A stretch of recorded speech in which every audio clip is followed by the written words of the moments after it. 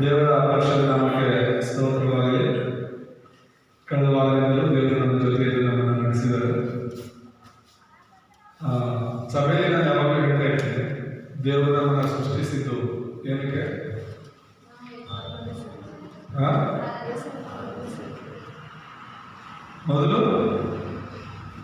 ಮೊದಲ ಉದ್ದೇಶ ಇದೆ, ಜೊತೆಲಿರೋದಕ್ಕೆ. ಕೇಳಿಸ್ಕೊಂಡಿದ್ರೆ ಕೂತಿರ್ತೀರ ಅಷ್ಟೇ, ಸಭೆಯಲ್ಲಿ ಹೇಳೋದು ಯಾವುದು ತಲೆಗೆ ಹೋಗೋದಿಲ್ಲ, ನೆನಪಿರೋದಿಲ್ಲ. ಏನೇ ಸೃಷ್ಟಿ ಮಾಡಿರೋದು ದೇವ್ರ ಜೊತೆ ಇರೋದಕ್ಕಂತ. ಎಷ್ಟು ಜನ ಏನಾದ್ರು ಸಭೆಯಲ್ಲಿ ನಮ್ಮ ಜೀವಿತದ ಉದ್ದೇಶನೇ, ದೇವರನ್ನು ಸೃಷ್ಟಿ ಮಾಡಿದ ಉದ್ದೇಶನೇ ದೇವರ ಜೊತೆ ಇರಬೇಕು. ಮೊದಲನೇದು. ಎರಡನೇದು ದೇವರನ್ನ ಆರಾಧಿಸಬೇಕು. ಇದಕ್ಕಿಂತ ಬೇರೆ ಯಾವುದು ಮುಖ್ಯ ಕೆಲಸ ಅಲ್ಲ ನಮಗೆ. ಅದು ಆತ್ಮಿಕವಾಗಿ ಕಂಡುಕೊಳ್ಳುತ್ತೆ. ಎಲ್ಲರೂ ಆತ್ಮಿಕವಾಗಿ ಸತ್ಯವನ್ನು ಗ್ರಹಿಸಿದವರು ಮಾತ್ರನೇ ನಾನು ಏನು ಹೇಳ್ತಿದ್ದೀನಿ ಅಂತ ಅರ್ಥ ಆಗುತ್ತೆ. ಇಲ್ಲ ಶಾರೀರಿಕವಾಗಿದೆ, ಶಾರೀರಿಕವಾದ ವಿಷಯಗಳು ಮುಖ್ಯ ಆಗುತ್ತೆ. ತಿನ್ನೋದು, ಕುಡಿಯೋದು, ಅಲ್ಲೋದು, ಇಲ್ಲೋದು, ಆ ಕೆಲಸ, ಈ ಕೆಲಸ, ಯಾವ ಕೆಲಸಗಳಿಲ್ಲ ಅಂತ ಮಾತ್ರ ಸಭೆ ನೆನಪಾಗೋದು ಅಲ್ವಲ್ಲ. ನಾನು ಇವತ್ತು ಎಷ್ಟೋ ಜನ ಸಭೆಗೆ ಬಂದಿದ್ದ ಕಾರಣ, ಸಣ್ಣ ಪುಟ್ಟ ಕಾರಣಗಳಿಂದ ಸಭೆಗೆ ಬರದೇ ಇರ್ತಾರೆ. ನಾವು ಸತ್ಯ ಪರಿಪೂರ್ಣವಾಗಿ ಅರ್ಥ ಮಾಡಿಕೊಂಡ್ರೆ ದೇವ್ರ ಜೊತೆ ಇರೋದಕ್ಕಿಂತ, ಆರಾಧನೆ ಮಾಡೋದಕ್ಕಿಂತ ಯಾವುದು ಮುಖ್ಯ ಅಲ್ಲ ಅಂತ ಅನಿಸುತ್ತೆ. ಆಮೇಲೆ ಇದನ್ನು ನಮ್ಗೆ ಯಾರು ಹೇಳೋ ಅವಶ್ಯಕತೆ ಇಲ್ಲ. ಪದೇ ಪದೇ ನಮಗೆ ಸಭೆ ಬಂದು ದೇವ್ರ ಆರಾಧನೆ ಮಾಡಿ, ಪ್ರಾರ್ಥನೆ ಮಾಡಿ, ವಾಕ್ಯ ಓದಿ, ಇದನ್ನ ಯಾರು ಹೇಳೋ ಅವಶ್ಯಕತೆ ಇಲ್ಲ. ಯಾಕಂದ್ರೆ ನನಗೂ ನನ್ನ ದೇವರಿಗೂ ಸಂಬಂಧ ಇರೋದು. ಯಾರೇ ಬಲವಂತ ಮಾಡ್ಬೇಕು, ನಮ್ಗೆ ಇದನ್ನೆಲ್ಲ ಮಾಡಬೇಕು. ಇವತ್ತು ಎಷ್ಟೋ ಜನ ಕ್ರೈಸ್ತರು ಅವ್ರ ಸಮಯದಲ್ಲಿ ಚರ್ಚೆಗೆ ಹೋಗ್ತಿರ್ತಾರೆ, ಅವ್ರ ಸಮಯದಲ್ಲಿ ದೇವರ ಆರಾಧನೆ ಮಾಡ್ತಿರ್ತಾರೆ. ಸೊ ಏನಕ್ಕೆ ಹೇಳ್ತಿದ್ದೀನಿ ಅಂತ ಹೇಳಿದ್ರೆ, ದೇವರು ನಮ್ಮನ್ನು ಸೃಷ್ಟಿ ಮಾಡಿದಂಥ ಆ ಉದ್ದೇಶ ನಾವು ಯಾವತ್ತೂ ಮರೆಯಬಾರದು. ಕಳೆದ ವಾರ ನಾವು ಯಾವುದ್ರ ಬಗ್ಗೆ ನೋಡಿದ್ವಿ? ದೇವ್ರ ವಾಕ್ಯ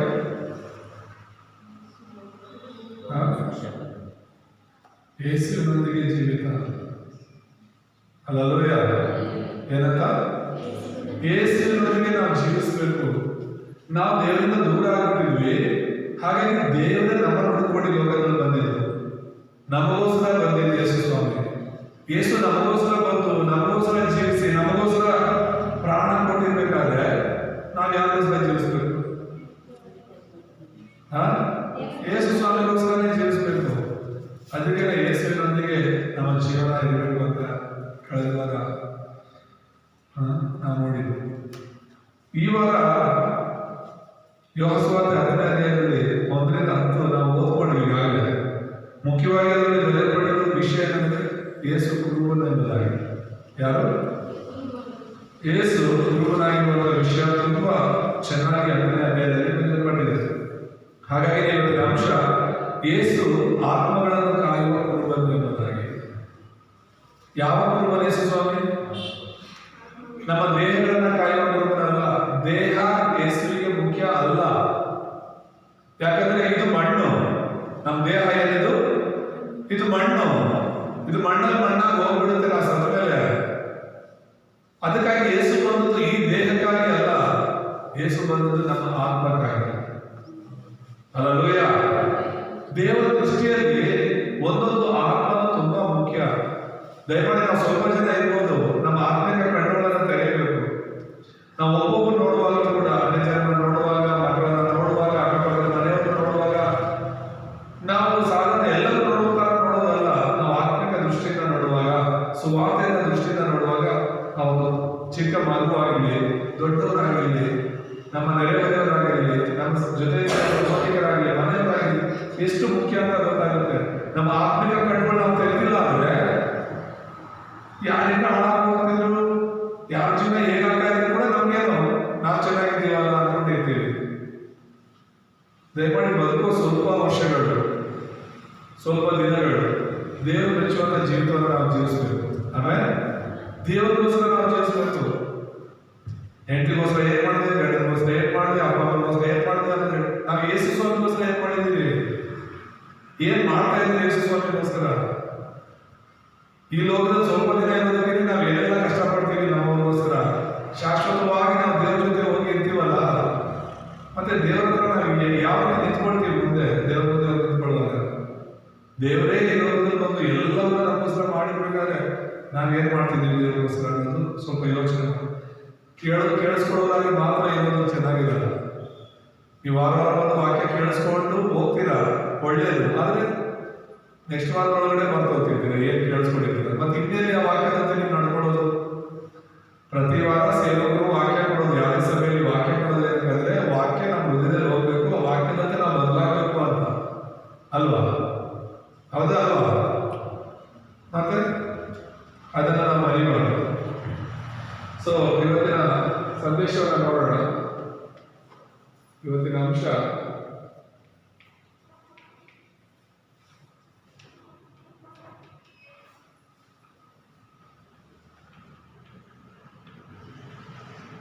ಯೇಸು ಆತ್ಮಗಳನ್ನು ಕಾಯುವ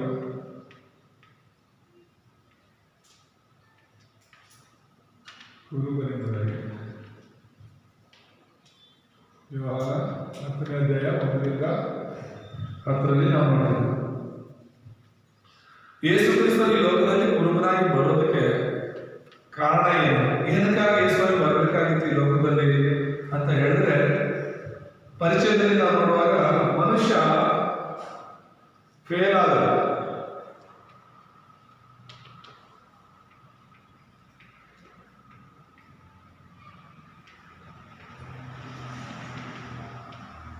ಮನುಷ್ಯ ಫೇಲ್ ಆದ ಅಂತ ಹೇಳಿದ್ರೆ ಮನುಷ್ಯನ ವೈಫಲ್ಯಗಳು ಅಂತ ನೋಡ್ತೀವಿ.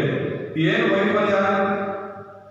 ಈಗ ವಾಚ್ ಇದೆ, ಈ ವಾಚನ್ನ ನಾವು ತಯಾರು ಮಾಡಿರೋದು ಸಮಯ ತೋರ್ಸಕ್ಕೆ ಅಲ್ವಾ?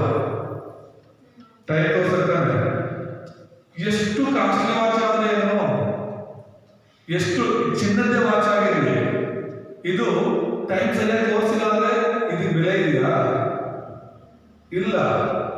ಒಂದ್ ವೇಳೆ ಅದು 100 ರೂಪಾಯಿ ವಾಚ್ ಆಗಿರಲಿ, ಟೈಮ್ ಕರೆಕ್ಟ್ ಆಗಿ ತೋರಿಸಿದ್ರೆ ಆ ವಾಚ್ ಬೆಲೆ ಇರುತ್ತೆ ವಿನಃ ನಿಂತೋಗಿರೋ ವಾಚ್ ಅಥವಾ ತಪ್ಪಾಗಿ ಟೈಮ್ ತೋರಿಸುವಂತ ವಾಚ್ ಅದು ಚಿನ್ನದ ವಾಚ್ ಆಗಿದ್ರು ಕೂಡ ಅದು ಬೆಲೆ ಇರಲ್ಲ. ವಾಚಿನ ಉದ್ದೇಶ ಏನು?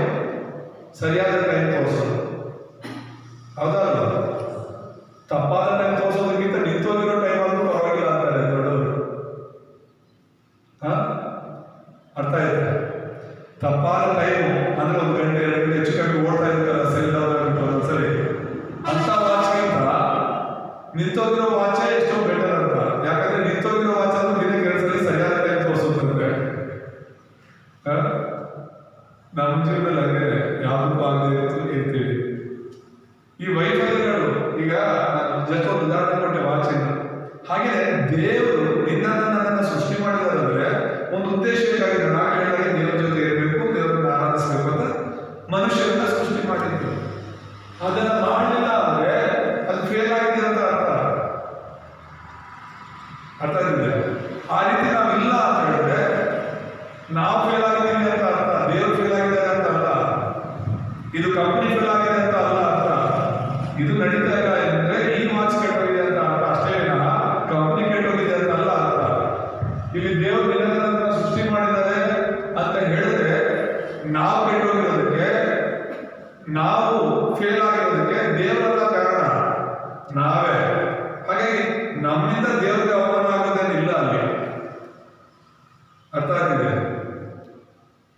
ಸೊ ನಾವು ಫೇಲ್ ಆಗಿದ್ದಲ್ಲಿ, ಮನುಷ್ಯ ಫೇಲ್ ಆಗಿದ್ದಲ್ಲಿ ಅಂತ ಹೇಳಿದ್ರೆ 3 ವಿಷಯಗಳನ್ನ ನಾವು ನೋಡ್ತೀವಿ. ಮೊದಲನೇದಾಗಿ ಆದಿಕಾಂಡ 3ನೇ ಅಧ್ಯಾಯ 6ನೇ ಅಧ್ಯಾಯ ಮತ್ತು 11ನೇ ಅಧ್ಯಾಯದಲ್ಲಿ ಅವನು ಫೇಲ್ ಆದ.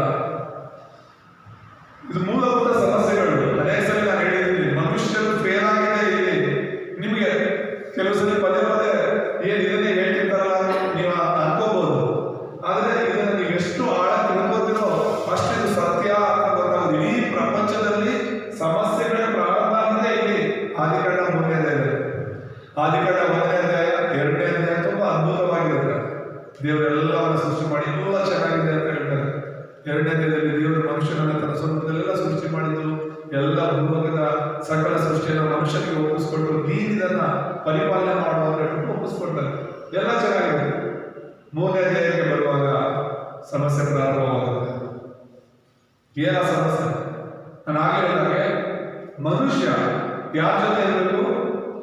ದೇವರ ಜೊತೆ ಇರಬೇಕು, ದೇವರನ್ನು ಆರಾಧಿಸಬೇಕು. ಈ ಉದ್ದೇಶಕ್ಕಾಗಿ ಅವನು ಸೃಷ್ಟಿ ಆದ. ಆದ್ರೆ ಸೈತಾನ ಬಂದು ಏನ್ ಹೇಳ್ತಾನೆ ಗೊತ್ತಾ? ನಿನಗೆ ದೇವರು ಬೇಡ, ನೀನೇ ದೇವರಾಗಬಹುದು ಅಂತ. ಏನಂತ? ನಿನಗೆ ದೇವರು ಬೇಡ, ನೀನೇ ದೇವರಾಗಬಹುದು ಅಂತ ಹೇಳ್ಬಿಟ್ಟು ಸೈತಾನ ಹೇಳುವಂತದ್ದು. ಒಬ್ಬೊಬ್ಬರು ಒಂದೊಂದು ಆ ಬಲಹೀನತೆಗಳನ್ನ ಹೊಂದಿರ್ತಾರೆ. ಯಾವ ಬಲಹೀನತೆ ಇರುತ್ತೋ ಅದ್ರ ತಕ್ಕಂತೆ ಸೈತಾನ ನಮ್ಮನ್ನ ವಂಚಿಸ್ತಾನೆ. ಆದಾಮ ತಪ್ಪು ಮಾಡಿದ್ದಕ್ಕೆ, ಅವ್ವ ತಪ್ಪು ಮಾಡಿದ್ದಕ್ಕೆ ನಾವು ಬೈಕೊಂತ ಇರ್ಬೋದು. ಅವ್ರ ತಪ್ಪು ಮಾಡಿದ್ದಕ್ಕೆ ನಾವು ಇವತ್ತು ಶಿಕ್ಷೆ ಅನುಭವಿಸ್ತಾ ಇದೀವಿ. ಇಷ್ಟು ಪಾಪಗಳು, ಶಾಪಗಳು, ನೋವುಗಳು ಅಲ್ವಾ? ಇದೆಲ್ಲ ಇವ್ರ ಕಾರಣದಿಂದ. ನಾನು ಎಷ್ಟೋ ಸಲ ಹೇಳಿದ್ದೀನಿ, ಒಂದ್ ವೇಳೆ ಅವ್ರ ಜಾಗ ನಾವಿದ್ರೆ ಅವ್ರಿಗಿಂತ ಮೊದಲೇ ನಾವು ತಿಂದ್ಬಿಡ್ತಿದ್ವಿ ಅಂತ. ಅವರಾದ್ರೂ ಸ್ವಲ್ಪ ತಡ ಮಾಡಿರ್ಬೋದು, ನಾವು ಅದಕ್ಕಿಂತ ಮುಂಚೆನೆ ತಿಂತಿದ್ವಿ ಅಂತ. ಕೆಲವರೆಲ್ಲ ಹೇಳಿದ್ದೀನಿ, ಮನೆಯಲ್ಲೂ ಹೇಳ್ತಾ ಇದ್ದೀನಿ. ಒಂದ್ ವೇಳೆ ಅವ್ರಿಗೆ ನಿಂತಿದ್ರೆ ದೇವರಾಗಿ ತಿಂತಿದ್ರು ಅವರು, ನಿನಗೆ ಆ ಮಾತು ಹೇಳಿದ್ರೆ ನೀನು ತಿಂತಿರ್ಲಿಲ್ಲ ನಾನು, ಆದ್ರೆ ನೀನು ಅಡುಗೆ ತುಂಬಾ ಅನುವಾಗಿರ್ತೀಯ ಅಂತ ಹೇಳಿದ್ರೆ ತಿಂದ್ಬಿಡ್ತಿದ್ವಿ. ಇದು ತಿಂದ್ರೆ ನೀವು ಯಾವ ಕಾಯಿಲೆ ಬರಲ್ಲ ಅಂದ್ರೆ ತಿಂದ್ಬಿಡ್ತಿದ್ವಿ. ಒಂದ್ ವೇಳೆ ಅದು ಇಷ್ಟ ಇಲ್ಲ ಅಂದ್ರೆ ನಿನಗೆ. ಸೈತಾನ ಗೊತ್ತು ಯಾವ ಬಲ ಏನು ಅಂತ. ಆದವನಿಗೆ ಹೇಳಿದ್ದು, ಅವಳಿಗೆ ಹೇಳಿದ್ದು, ನೀನ್ ಎಂದ್ರೆ ನಿನಗೆ ದೇವರು ಬೇಡ, ನೀನೇ ದೇವರಾಗ್ಬೋದು ಅಂತ. ಅದೇ ಸಮಸ್ಯೆ. ಇವತ್ತು ಎಷ್ಟು ಜನ ಮನುಷ್ಯರು ದೇವರಾಗಿರ್ತಾರೆ? ಎಷ್ಟು ಜನ ಮನುಷ್ಯರು ಗುರೂಜಿಗಳಾಗಿರ್ತಾರೆ, ಸ್ವಾಮೀಜಿಗಳಾಗಿರ್ತಾರೆ, ಸಾವಿರಾರು ಜನ ಹೋಗಿ ಅಡ್ಡಗೊಳ್ತಾರೆ. ನಮ್ಮ ಪಾಸ್ಟ್ಗಳಿದ್ದಾರೆ, ಕೋಪ ಬರುತ್ತೆ ಆ ಪಾಸ್ಟ್ಗಳನ್ನ. ದೊಡ್ಡ ದೊಡ್ಡ ಪಾಸ್ಟ್ಗಳು ಏನ್ ಹೇಳ್ತಾರೆ ಗೊತ್ತಾ? ಅವರು ಯೂಟ್ಯೂಬಲ್ಲಿ ಇದೆ, ಅವ್ರ ವಿಡಿಯೋಗಳು ನೋಡಿದ್ರೆ ನಾಚಿಕೆ ಆಗುತ್ತೆ. ಒಬ್ಬ ಏನೋ ಸೇವ್ ಕೊಡ್ತಾರೆ, ಪ್ರಾರ್ಥನೆ ಮಾಡಿದ ಸೇವ್ ಅಂದ್ರೆ ಅದು ತಿಂದ್ರೆ ಮಕ್ಕಳಾಗ್ತಾರೆ. ಪಾಸ್ಟ್ ದೊಡ್ಡ ಪಾಸ್ಟ್ ಅಂತವ್ರು ತುಂಬಾ ಜನ ಹೋಗ್ತಾರೆ. ಈ ಮೂರ್ಖರಲ್ಲಿ ಹೋಗೋದು. ನಾವು ಆ ಥರ ಏನಾದ್ರು ಗಿಮಿಕ್ ಮಾಡಿಬಿಟ್ಟು ಇಲ್ಲಿ ಈ ಚರ್ಚೆ ಬಂದ್ರೆ ಅದು ನಡೀತೆ ಇದು ನಡೀತೆ ಅಂತ ಹೇಳ್ಬಿಟ್ಟು ಅಡ್ವರ್ಟೈಸ್ ಮಾಡಿಬಿಟ್ಟು ತುಂಬಾ ಜನ ಬರ್ತಾರೆ. ಅಲ್ಲಿ ಜನರೇ ಓಡಾಡಿ ಬರ್ತಾರೆ. ವಾರದಾಗ ಕ್ಯಾನಗರ ಹತ್ರ ಒಂದು ಹಳ್ಳಿ ಇದೆಯಲ್ಲ, ಈ ರೋಮನ್ ಕ್ಯಾಥಲಿಕ್ ಒಂದು ಜಾತ್ರೆ ನಡೆಯುತ್ತೆ. ಮರಿಯಾಣ ಜಾತ್ರೆ. ಅದು ಹಿಂದೂಗಳು, ಮುಸ್ಲಿಂ ಪ್ರತಿಯೊಂದು ಜಾತಿ ಧರ್ಮದವರು ಸೇರಿ ಮಾಡೋದು ಅದು. ಆ ಥರ ಎಲ್ಲ ಕಲಬೆರಕೆ ಆಗಿರ್ತೀವಿ ನಾವು. ಸೇವ್ ಹೇಳ್ತಿರೋದು. ಇನ್ನೊಬ್ಬ ಭಾಷೆಗಳನ್ನ ತೆಲಂಗಾಣದವನು, ಅವನು ಮಕ್ಕಳಾಗಬೇಕು ಅಂದ್ರೆ, ಬಿಡುಗಡೆ ಆಗಬೇಕು ಅಂದ್ರೆ ಬಾಳೆಹಣ್ಣು ಪ್ರಾರ್ಥನೆ ಮಾಡ್ಕೊಡ್ತಾರೆ. ಬಾಳೆಹಣ್ಣು ತಿಂದ್ರೆ ಮಕ್ಕಳಾಗ್ತಾರೆ. ಇನ್ನೊಬ್ಬ ಇದ್ದಾನೆ ಪ್ರವೀಣ್ ಅಂತ, ಅವರು ಇನ್ನೊಬ್ಬ ವಿಚಿತ್ರ. ಅವರು ಖರ್ಚಿಪ್ಗಳು ಲೋಡ್ಗಳನ್ನ ತರಿಸ್ಕೊಡೋದು. ಖರ್ಚಿಪ್ಪು ಬೈಬಲ್ ಐತಲ್ಲ, ಖರ್ಚಿಪ್ಪಿಗೆ ಪ್ರಾರ್ಥನೆ ಮಾಡ್ಕೊಟ್ರು. ಇಲ್ಲ ಪೇತ್ರನ ಏನೋ ಪೌಲನ ಖರ್ಚಿಪ್ಪಿನ ವಾಸಿ ಆಯ್ತು, ಯೇಸು ಸ್ವಾಮಿ ಬಟ್ಟೆ ಹುಟ್ಟಿ ವಾಸಿ ಆಯ್ತು ಅಂತ. ಅದಕ್ಕೆ ಇವ್ರು ತುಂಬಾ ಅಭಿಷೇಕರು. ಇವ್ರೇನ್ ಮಾಡ್ತಾರೆ? ಖರ್ಚಿಪ್ಪನ್ನ ಮಾರೋದು. ಆ ಖರ್ಚಿಪ್ಪು ಯಾರಾದ್ರೂ ಲೋಹಿತಾರಲ್ಲ ಪ್ರೇಯರ್ಗೆ, ನೀನ್ ಚೆನ್ನಾಗಿದ್ರು ಕೂಡ ನಿಮ್ಮ ಮನೆಯವ್ರಿಗೆ ಯಾರು ಹುಷಾರಿಲ್ಲ ಅಂದ್ರೆ ಆ ಖರ್ಚಿಪ್ ತಗೊಂಡು ಗಿಫ್ಟ್ ಕೊಡೋದು ಅವ್ರಿಗೆ. ಆ ಖರ್ಚಿಪ್ ಹುಷಾರಿರೋ ಮೇಲೆ ಹಾಕಿದ್ರೆ ಅದು ವಾಸಿ ಆಗುತ್ತಂತೆ. ಸೇವಕರು ಹೇಳೋದು, ಅವ್ರಿಗೆ ಎಷ್ಟು ಬೇಡ, ಖರ್ಚಿಪ್ ಬೇಕಿರೋದು. ಇನ್ನೊಬ್ಬ ಇದ್ದಾರೆ, ಅವರು ಎಣ್ಣೆ ಬಿಸ್ನೆಸ್ ಮಾಡ್ತಾರೆ. ತೆಂಗಿನಕಾಯಿ ಎಣ್ಣೆ ಇಷ್ಟು ಬಾಟ್ಲು, 5 ರೂಪಾಯಿ ಬಾಟ್ಲು, 10 ರೂಪಾಯಿ ಬಾಟ್ಲು ತರಿಸೋದು. ಅದನ್ನ 50 ರೂಪಾಯಿ 100 ರೂಪಾಯಿ ಅಡಿಗೆ ಅದು ಅಭಿಷೇಕತೆ ಆಗಿಲ್ಲ. ಪ್ರಾರ್ಥನೆ ಮಾಡಿದ್ರೆ ಅದು ಅಭಿಷೇಕತೆ ಇಲ್ಲ. ವಿಶ್ವಾಸಿಗಳು, ಪಾಸ್ಟ್ಗಳು ಹೋಗಿ ಏನಂತ ಮೀಟಿಂಗ್ಗಳಲ್ಲಿ ಸಖತ್ತಾಗಿ ಎಂಜಾಯ್ ಮಾಡ್ತಿರ್ತಾರೆ. ಅಂತ ಮೀಟಿಂಗ್ಗಳು ದಯಮಾಡಿ ಹೋಗ್ಬೇಡಿ. ಏಸು ಇಲ್ದಿರೋ ಮೀಟಿಂಗಲ್ಲಿ, ಏಸು ಇಲ್ದಿರೋ ಸಭೆಗಳಲ್ಲಿ, ಅಲ್ಲಿ ಏಸು ನಾಮಕ್ಕಿಂತ ಇವರು ಹೇಳೋ ಬೋಧನೆಗಳೇ ಬೇರೆ. ಜನರೆಲ್ಲರೂ ಕೂಡ ಈಗ ಯೇಸುವಿಗೆ ಬೈಬಲ್ ಹೇಳೋದೇ ಗೊತ್ತಾ, ನನ್ನ ಹೆಸರಲ್ಲಿ ಬಿಡುಗಡೆ ಆಗುತ್ತೆ. ಅಲ್ಲೂಯ್ಯ, ಏಸು ಹೆಸರಲ್ಲಿ ನಾವು ಪ್ರಾರ್ಥನೆ ಮಾಡಿದ್ರೆ ಬಿಡುಗಡೆ ಆಗುತ್ತೆ, ಸ್ವಸ್ಥತೆ ಆಗುತ್ತೆ, ಅದ್ಭುತ ಆಗುತ್ತೆ ಅಂತ ಹೇಳ್ತಾರೆ ವಿಧಾನ. ಜನರೆಲ್ಲ ದಾರಿ ತಪ್ಪಿಸ್ತಿರೋದೇನು? ಅವ್ರಿಗೆ ಏಸುಗಿಂತ ಹೆಚ್ಚಾಗಿ ನಮ್ಮ ಸಭೆಗಳಲ್ಲಿ, ನಮ್ಮ ಸಭೆ ಸಭೆಯಲ್ಲಿ ತುಂಬಾ ಜನ ಪ್ರಾರಂಭದಲ್ಲಿ ಬಂದಾಗ ನಿಮ್ಗೆ ನೆನಪಿದೆ, ಬಾಟುಗಳನ್ನ ನೀರು ಬಾಟು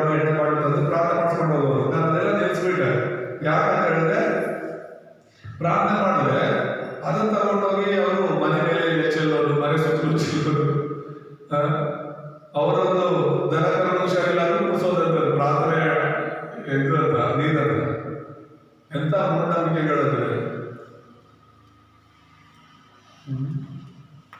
ನಾವೇ ಮಂತ್ರವಾದಿಗಳ ಮನಸ್ಕೊಡೆ ಹೊಸದಾಗ ಬಂದಾಗ ಹಂಗೆ ಹೇಳೋದು ಭಾಷೆ ಸ್ವಲ್ಪ ಮಂತ್ರಿಸ್ಕೊಡಿ ಭಾಷೆ ಹೌದಲ್ಲ, ಮಂತ್ರಿಸ್ಕೊಡಿ ಭಾಷೆ ಸ್ವಲ್ಪ ಪ್ರಾರ್ಥನೆ ಮಾಡಿ ಅಂತ ಪಾಪ ಗೊತ್ತಿಲ್ಲ, ಅದಕ್ಕೆ ನೀವು ಮಂತ್ರಿಸ್ಕೊಂಡ್ರೆ ಒಳ್ಳೆಯದಾಗುತ್ತೆ ಅಂತ ಮಂತ್ರಿಸ್ಕೊಡಿ. ಭಾಷೆಗಳು ತುಂಬಾ ಜನ ಅದನ್ನೇ ಕ್ಯಾಶ್ ಮಾಡಿಕೊಂಡು ನಿಮಗೆ ಗೊತ್ತಿಲ್ಲ ಆನ್ಲೈನಲ್ಲಿ ಖರ್ಚುಗಳು ಮಾಡ್ತಾ ಇದ್ದಾರೆ, ಆನ್ಲೈನಲ್ಲಿ ಪ್ರಾರ್ಥನೆ ಖರ್ಚು ಮಾಡ್ತಿದ್ದಾರೆ, ಆನ್ಲೈನಲ್ಲಿ ಎಣ್ಣೆ ಮಾರ್ತಿದ್ದಾರೆ. ನೀವು ಆರ್ಡರ್ ಮಾಡಿದ್ರೆ ಬಾಕ್ಸ್ ಬಂದ್ಬಿಟ್ಟು ಬೇಕಾದ್ರೆ ನಿಮಗೆ ನಿಮ್ಮ ಚರ್ಚೆಗೆ ಏನಾದರೂ ಅದು ಬೇಕಾದ್ರೆ ಎಲ್ಲ ಓದ್ತಿರ್ತಾರ. ಪಾಸ್ಟ್ಗಳ ದೇವರಾಗಿರ್ತಾರೆ ಈಗ ತುಂಬಾ ಜನ ಪಾಸ್ಟ್ಗಳ ದೇವರಾಗಿರ್ತಾರೆ. ಬರೀ ನಾನು ಈಗ ಬೇರೆ ಧರ್ಮದಲ್ಲಿರೋರು ಮಾತ್ರ ಹೇಳ್ತಾ ಇಲ್ಲ, ಅನೇಕ ಸೇವಕ ಹಚ್ಕೊಂಡವರು ಕೂಡ ಯೇಸುವನ್ನು ಬಿಟ್ಟು ಬೇರೆ ಬೋಧನೆಗಳನ್ನು ಇಟ್ಕೊಂಡಿದ್ದಾರೆ. ಬೇರೆ ಸುವಾರ್ತೆ ಅಂತ ಪೌಲ ಹೇಳ್ತಾರೆ, ಬೇರೆ ಸುವಾರ್ತೆ. ಯೇಸುವೇ ಕ್ರಿಸ್ತನವರೇ ನಿಜವಾದ ಸುವಾರ್ತೆ, ಆದರೆ ಅದನ್ನು ಬಿಟ್ಟು ಬೇರೆ ಸುವಾರ್ತೆಗಳನ್ನು ಇಟ್ಕೊಂಡಿದ್ದಾರೆ. ಮತ್ತೆ ಎರಡನೇ ಸಮಸ್ಯೆ ಏನು? ಆದಿಕಾಂಡ 6ನೇದನ್ನ ನೋಡುವಾಗ ನೋಹನ ಕಾಲದಲ್ಲಿ ಜನರೆಲ್ಲರೂ ಕೂಡ 4:1-4 ನೋಡಿದ್ರೆ 6:1-4 ಜನರೆಲ್ಲರೂ ಕೂಡ ಅವರ ಇಷ್ಟಕ್ಕೆ ನಡೆಯೋದು.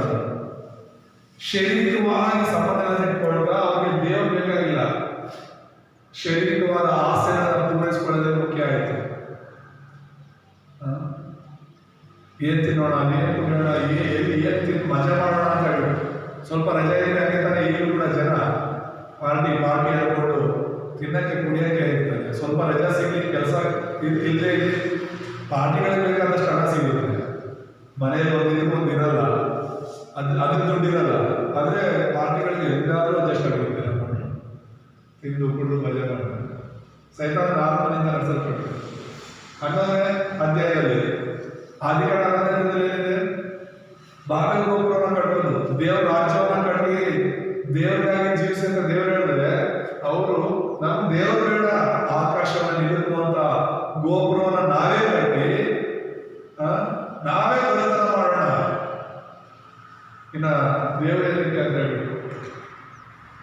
ಸೊ ಇದು ಮೂಲ ಸಮಸ್ಯೆಗಳು.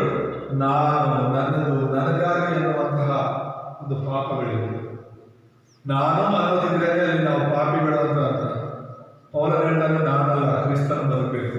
ಆಮೇಲೆ ನನಗೆ ನಾನು ಸಿಲ್ಬೇಕಾಗ್ತೀನಿ, ಇನ್ಮೇಲೆ ಬದುಕೋದಲ್ಲ, ಕ್ರಿಸ್ತನೇ ನನ್ನನ್ನು ಬದುಕಿದ್ದಾನೆ ಅನ್ನೋದೇ ನಿಜವಾದ ಸೇವಕರು, ನಿಜವಾದ ವಿಶ್ವಾಸ. ಇನ್ನು ನಾನು ನಂದಿಷ್ಟ ನಂದಿರ್ಮಾನ ಅಂತೀವಿ ಅಂದ್ರೆ ನಮ್ಮಲ್ಲಿ ಯಜಮಾನ ಯಾರಂತ ನಾವೇ ಪ್ರಶ್ನೆ ಮಾಡ್ಬೋದು. ಅರ್ಥ ಆಗ್ತಿದೆಯಾ? ಎರಡನೇದಾಗಿ ನೋಡುವಾಗ ನಾವು ವೈಫಲ್ಯವನ್ನು ಕಾಣಲು ಫೇಲ್ ಆಗೋದಕ್ಕೆ ಕಾರಣ ಏನು ಅಂತ ಹೇಳಿದ್ರೆ ಅಪೊಸ್ತಲರ ಕೃತ್ಯಗಳಲ್ಲಿ ನೋಡ್ತೀವಿ. 13ನೇ ಅಧ್ಯಾಯ, 14ನೇ ಅಧ್ಯಾಯ, 19ನೇ ಅಧ್ಯಾಯ ಸಮಯದಲ್ಲಿ ನೀವು ಓದಿ. ಅದನ್ನೆಲ್ಲ ನಾನು ಓದ್ತಾ ಹೇಳೋದಕ್ಕೆ ಆಗೋದಿಲ್ಲ, ಅದರಲ್ಲಿರುವಂತಹ ಸಾರಾಂಶವನ್ನು ಮಾತ್ರ ನಾನು ಹೇಳ್ತಾ ಇದ್ದೇನೆ. ಈ 3 ಸಮಸ್ಯೆಗಳೇನು ಅಂತ ಹೇಳಿದ್ರೆ, ಅಪೊಸ್ತಲರ 13ನೇ ಅಧ್ಯಾಯದಲ್ಲಿ ವಿಗ್ರಹಾರಾಧನೆ ಇರುತ್ತೆ, ಆಟ ಮಾತ್ರ ಇರುತ್ತೆ.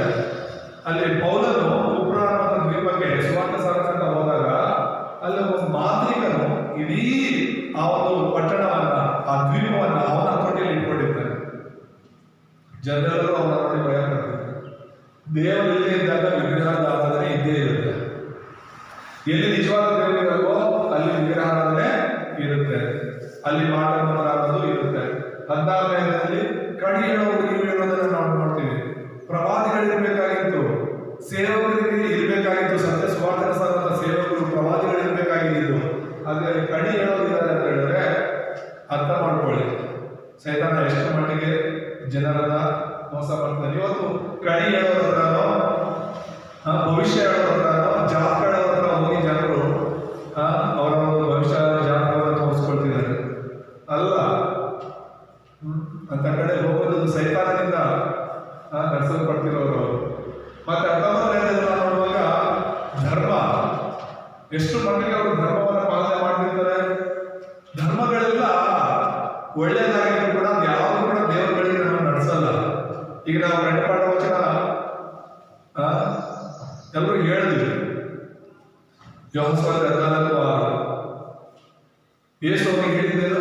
ನಾನೇ ಮಾರ್ಗವೂ ಸತ್ಯವೂ ಜೀವವೂ ಆಗಿದ್ದೇನೆ, ನನ್ನ ಮೂಲಕವಾಗಿ ಹೊರತು ಯಾರು ತಂದೆ ಬಳಿಗೆ ಬರಲಿಲ್ಲ. ನನ್ನ ಮೂಲಕವಾಗಿ ಯೇಸುವಿನ ಮೂಲಕ ಮಾತ್ರನೇ ಪರಲೋಕಕ್ಕೆ, ಕ್ರೈಸ್ತತ್ವದ ಮೂಲಕ ಅಲ್ಲ, ಕ್ರಿಶ್ಚಿಯನ್ ಧರ್ಮದ ಮೂಲಕ ನಾವು ಹೋಗೋದಕ್ಕೆ ಆಗೋದಿಲ್ಲ, ಕ್ರಿಶ್ಚಿಯನ್ಸ್ ಮೂಲಕ ಹೋಗೋಕ್ಕಾಗಲ್ಲ, ಕ್ರಿಸ್ತನ ಮೂಲಕ ಮಾತ್ರ ನಾವು ಹೋಗೋಕ್ಕಾಗೋದು. ಅಲ್ಲೂಯ ಅರ್ಥ ಹೇಳಿರೋದು. ಆದರೆ ಇಲ್ಲಿ ಧರ್ಮಗಳನ್ನ ಮಾಡಿದ್ದಾರೆ. ಧರ್ಮಗಳು ಮನುಷ್ಯರಿಂದ ಮಾಡಲ್ಪಟ್ಟಿರೋದು. ಅದಕ್ಕೆ ಧರ್ಮಕ್ಕೂ ಸುವಾರ್ತೆಗೂ ತುಂಬಾ ವ್ಯತ್ಯಾಸ ಇದೆ. ಸುವಾರ್ತೆ ದೇವರಿಂದ ಬಂದಿರೋದು, ಧರ್ಮಗಳು ಮನುಷ್ಯರು ಮಾಡಿರೋದು. ಧರ್ಮಗಳು ದೇವರನ್ನ ಹುಡುಕ್ತಾ ಇರುತ್ತೆ, ಆದರೆ ಸುವಾರ್ತೆ ಅಂದ್ರೆ ದೇವರೇ ನಮ್ಮನ್ನು ಹುಡುಕ್ತಾ ಇರ್ತಾರೆ. ಅಲ್ಲೂಯ. ಮತ್ತೆ ಮೂರನೇದಾಗಿ ನಾವು ನೋಡುವಾಗ 6 ಸಮಸ್ಯೆಗಳು.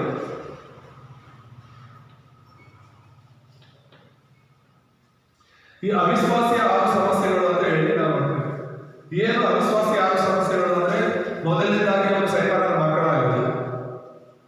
ಎರಡನೇ ಸಮಸ್ಯೆ ಅವರು ವಿಗ್ರಹಾರಾಧನೆ ಮಾಡೋದು. ಮೂರನೇ ಸಮಸ್ಯೆ ಮಾನಸಿಕವಾಗಿ ಸಮಸ್ಯೆಗಳನ್ನು ಅನುಭವಿಸೋದು, ಅಂದ್ರೆ ಸೈತಾನನ ಕಾಟಕ್ಕೆ ಒಳಗಾಗೋದು.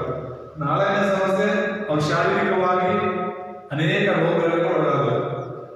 ಐದನೇದಾಗಿ ಮರಣ ಮತ್ತು ನರಕವನ್ನ ಅವರು ಅನುಭವಿಸೋದು. ಆರನೇದಾಗಿ ಕೊನೆಯದಾಗಿ ನಾವು ನೋಡ್ತಿದ್ದೇವೆ ಆತ್ಮಿಕ ಸ್ವಾಸ್ಥ್ಯ. ಅವ್ರು ಸತ್ತ ಮೇಲೆ ಕೂಡ ಅವ್ರ ಮಕ್ಕಳು ಮೊಮ್ಮಕ್ಕಳು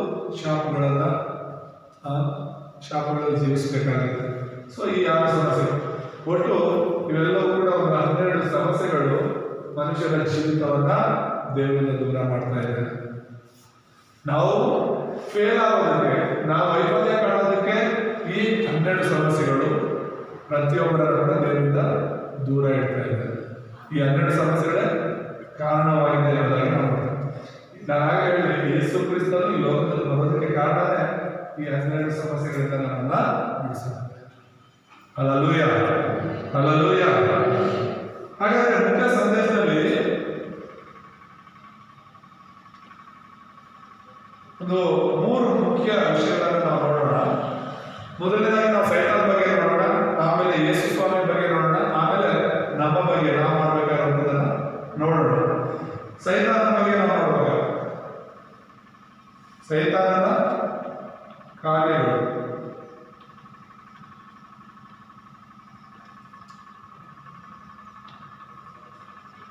ಯೋಹಾನ 8:44 ನಾವು ನೋಡುವಾಗ ಸೈತಾನನ ಏನಂತ ಹೇಳಲ್ಪಟ್ಟಿದೆ? ಯೇಸುವನ್ನು ಯಾರು ಹೇಳ್ತಾರೆ? ಸೈತಾನನ ಸುಳ್ಳುಗಾರ ಎಂಬುದಾಗಿ ಹೇಳ್ತಾರೆ. ಏನಂತ? ಸುಳ್ಳುಗಾರ.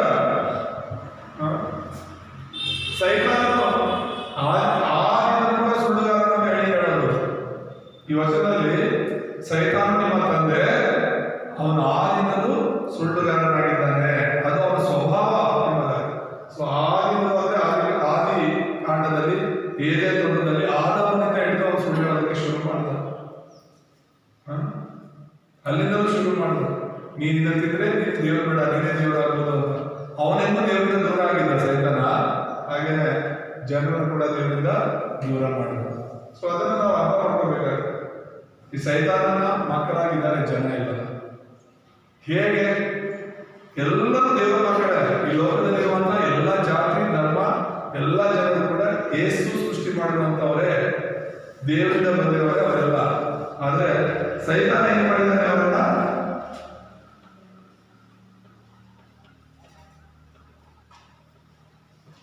ಮೊದಲನೇದಾಗಿ ಕಳೆದುಕೊಂಡಿದ್ದಾನೆ,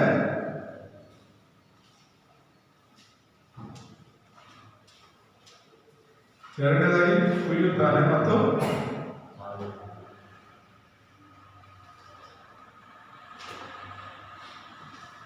ಸೊ ಈ ಒಂದು 3 ವಿಷಯಗಳು ಸೈತಾನ ಮಾಡುವಂಥದ್ದು. ಮೊದಲನೇದಾಗಿ ಸೈತಾನ ಮಾಡುವಂಥದ್ದು ಕದಿಯುತ್ತಾನೆ ಅಂತ ಹೇಳ್ಬಿಟ್ಟು ಯೋಹಾನ 10:10 ನಾವು 10ನೇ ವಚನದಲ್ಲಿ ನೋಡುವಾಗ, ಕಳ್ಳನು ಕದ್ದುಕೊಳ್ಳುವುದಕ್ಕೂ ಕೊಯ್ಯುವುದಕ್ಕೂ ಹಾಳು ಮಾಡೋದಕ್ಕೂ ಬರ್ತಾನೆ ಹೊರತು ಮತ್ತೆ ಯಾವುದಕ್ಕೂ ಬರೋದಿಲ್ಲ ಅಂತ ಹೇಳಿ. ಸೈತಾನನ ಕೆಲಸನೇ ಕದ್ದುಕೊಳ್ಳೋದು. ಈಗ ಹೇಗೆ ಕದ್ದುಕೊಳ್ತಾನೆ ಅಂದ್ರೆ, ಅದಕ್ಕೆ ಉದಾಹರಣೆ ಏದೇನ್ ತೋಟ. ಆದಿಕಾಂಡ 3ನೇ ಅಧ್ಯಾಯದಲ್ಲಿ ಆದಾಮ ಹವ್ವರು ದೇವರು ಸೃಷ್ಟಿ ಮಾಡಿದಂತ ಮೊದಲ ಪ್ರಜೆಗಳು ದೇವರ ಜೊತೆ ಇದ್ರು, ದೇವರ ಆರಾಧನೆ ಮಾಡ್ತಾ ಇದ್ರು, ದೇವರ ಜೊತೆ ನಾವು ನಡೆದಾಡ್ತಾ ಇದ್ರು. ಆದ್ರೆ ಈ ಸೈತಾನ ಬಂದು ಅವ್ರನ್ನ ಏನ್ ಮಾಡ ಕದ್ದುಕೊಂಡ, ಸುಳ್ಳು ಹೇಳಿ ಅವ್ರನ್ನ ಕದ್ದುಕೊಂಡು ಅವ್ರನ್ನ ಕುಯ್ಯೋದು ಅಂದ್ರೆ ದೇವರಿಂದ ದೂರ ಮಾಡೋದು, ಸಪರೇಟ್ ಮಾಡಿಬಿಡೋದು. ಹಾಳು ಮಾಡೋದು ಅಂದ್ರೆ ಎಲ್ಲ ಆತ್ಮಿಕ ಆಶೀರ್ವಾದಗಳನ್ನ ಕಳ್ಕೊಳ್ಳುವಂತೆ, ಅವರ ಆತ್ಮ ಸಾಯುವಂತೆ ಮಾಡ್ತಾನೆ. ಹಾಳು ಮಾಡೋದಂದ್ರೆ ಅವರ ಆತ್ಮ ಸತ್ತೋಯ್ತು, ಮನುಷ್ಯರ ಆತ್ಮಗಳು ಸತ್ತೋಯ್ತು. ಪಾಪ ಅಪರಾಧಗಳಿಂದ, ಅಮೂಲ ಪಾಪದಿಂದ ಇವರೆಲ್ಲರೂ ಕೂಡ ನಾಶವಾದ. ಆದಮ ಅವನಿಂದ ಹಿಡಿದು ಬಂದಂತ ಇದುವರೆಗೂ ಬಂದಂತ ಇದ್ರ ಮೇಲೆ ಹುಟ್ಟುವಂತ ಎಲ್ಲರೂ ಕೂಡ ಪಾಪಿಗಳಾಗಿ ಹೋಗ್ತಾ ಇದ್ದಾರೆ. ಅವರು ಪರಿಶುದ್ಧರಾಗಬೇಕಂದ್ರೆ ಒಂದೇ ಒಂದು ಮಾರ್ಗ, ಯೇಸುವನ್ನು ನಂಬೋದು.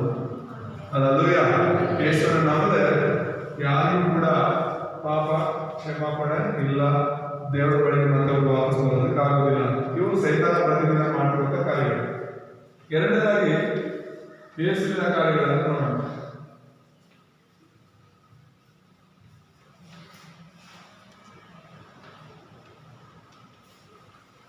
ಯೇಸುವಿನ ಕಾರ್ಯಗಳು ಮತ್ತಾಯ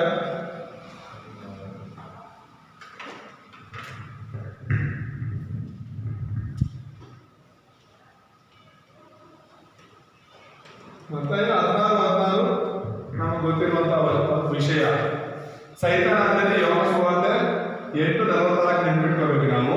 ಅದೇ ಯೇಸು ಕ್ರಿಸ್ತನ ಅಂದ್ರೆ ಮತ್ತಾಯ 16 ಯಾವಾಗ ನೆನ್ಪಿಟ್ಕೋಬೇಕು. ಯಾಕಂದ್ರೆ ಯೇಸು ಕ್ರಿಸ್ತನು ಯಾರು ಅಂದ್ರೆ ಆತನು ಕ್ರಿಸ್ತನು. ಹಲ್ಲೆಲೂಯ.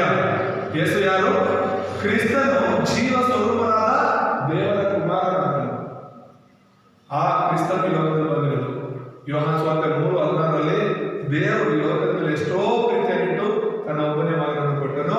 ಆತನು ನಂಬುವನೊಬ್ಬನಾದರೂ ನಾಶವಾಗದೆ ಎಲ್ಲರೂ ನಿತ್ಯ ಜೀವವನ್ನು ಪಡೆಯಬೇಕೆಂದು ಆತನನ್ನು ಕೊಟ್ಟಿದ್ದೆಂಬುದಾಗಿ ನಾವು ನೋಡ್ತೇವೆ. ಹಾಗಾಗಿ ಆ ಯೇಸು ಕ್ರಿಸ್ತನ ಲೋಕದಲ್ಲಿ ಬಂದಿದ್ದು 3 ಕಾರ್ಯಗಳನ್ನ ಮಾಡೋದಕ್ಕೆ. ಮೊದಲನೇದಾಗಿ ಯಾರನ್ನ ಮಾಡೋದಕ್ಕೆ? ಸೈತಾನನ ಬಲಗಳನ್ನ ಮುರಿಯೋದಕ್ಕಾಗಿ ಯೇಸು ಬಂದ ಎಂಬುದಾಗಿ ಯೋಹಾನ ಸುವಾರ್ತೆ ಅಂದ್ರೆ 1 ಯೋಹಾನ 3:8 ನಾವು ನೋಡ್ತೇವೆ.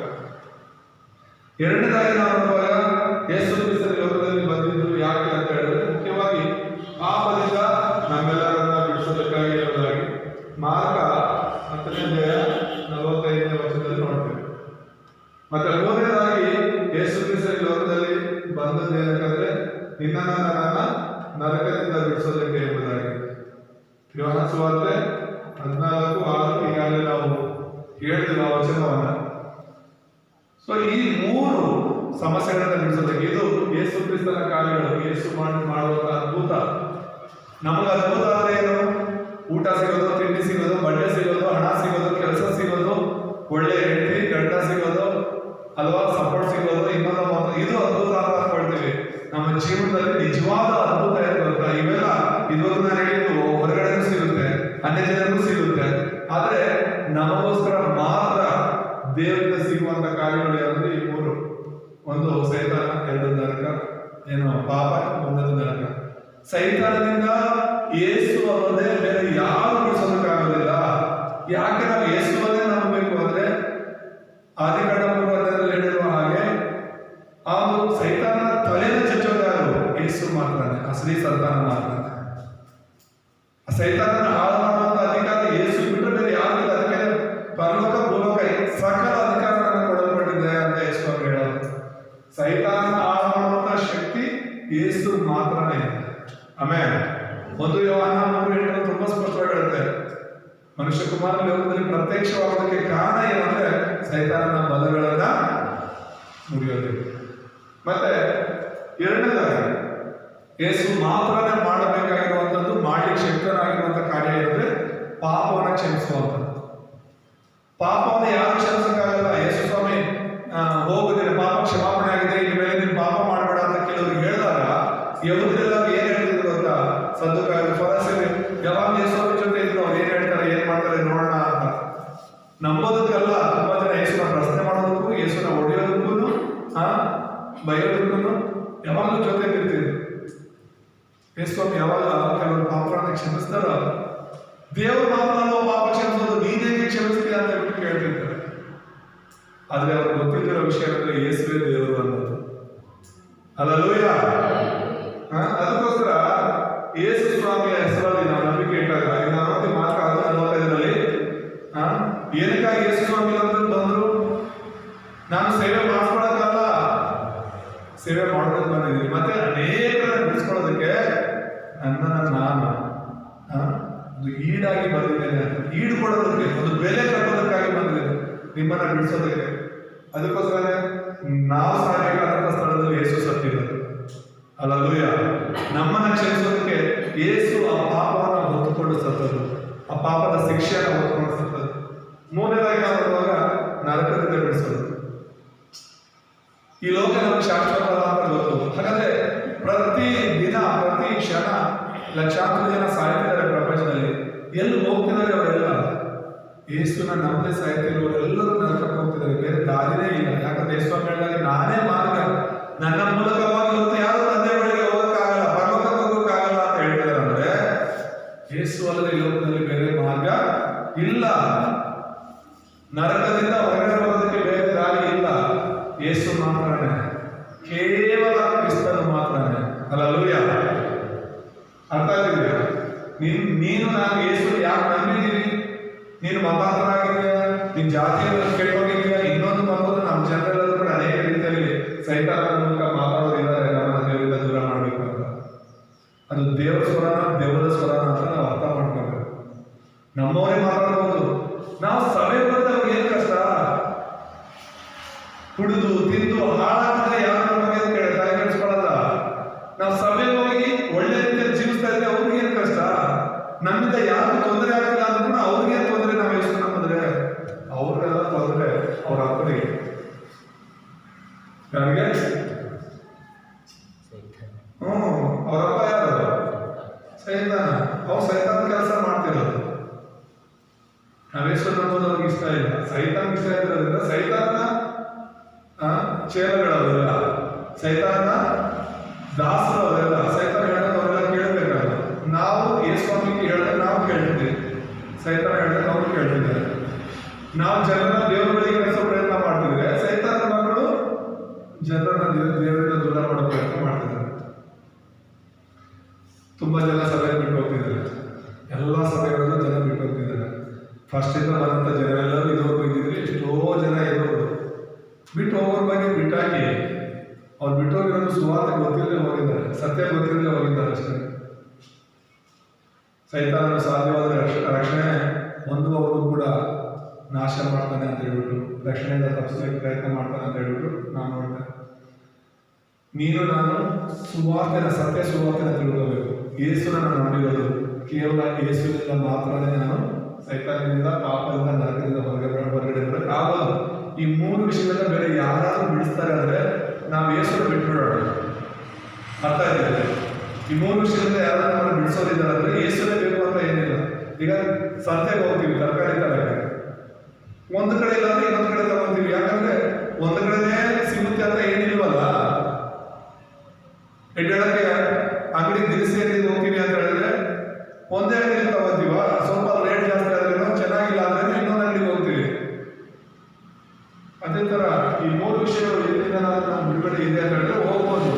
ಆದ್ರೆ ಒಂದೇ ಕಡೆ ಸಿಗುತ್ತೆ ಅಂತ ಹೇಳಿದ್ರೆ ಅದೆಷ್ಟು ದೂರ ಆದ್ರೂ ಕೂಡ ಅಲ್ಲಿಗೆ ಹೋಗ್ಬೇಕಾಗುತ್ತೆ, ಎಷ್ಟು ಖರ್ಚಾದ್ರೂ ಅಲ್ಲೇ ಹೋಗ್ಬೇಕಾಗುತ್ತೆ. ನಾವು ಆ ಐಟಮ್ ಒಂದೇ ಕಡೆ ಸಿಗುತ್ತೆ ಅನ್ನೋದಾದ್ರೆ, ಹಾಗೆ ಇವು ಯೇಸುವಿನಲ್ಲಿ ಮಾತ್ರನೇ ಬಿಡುಗಡೆ ಸಿಗುತ್ತೆ. ಆಮೇಲೆ ಮತ್ತೆ ಮೂರನೇದಾಗಿ, ಹಾಗಾದ್ರೆ ಇದನ್ನ ನಂಬಿ ರಕ್ಷಣೆ ಹೊಂದಿರುವಂತ ನಾವು ಮಾಡುವಂತ ಕಾರ್ಯಗಳು.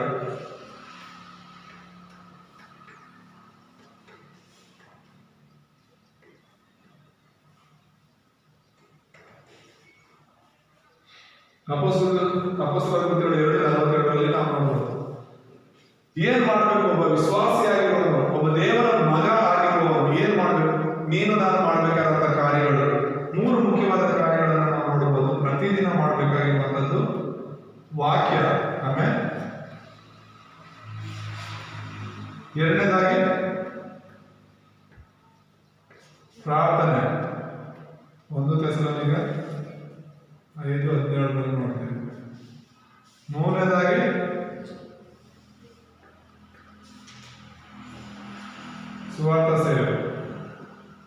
ಅಪೊಸ್ತಲಕೃತ್ಯಗಳು 1:8.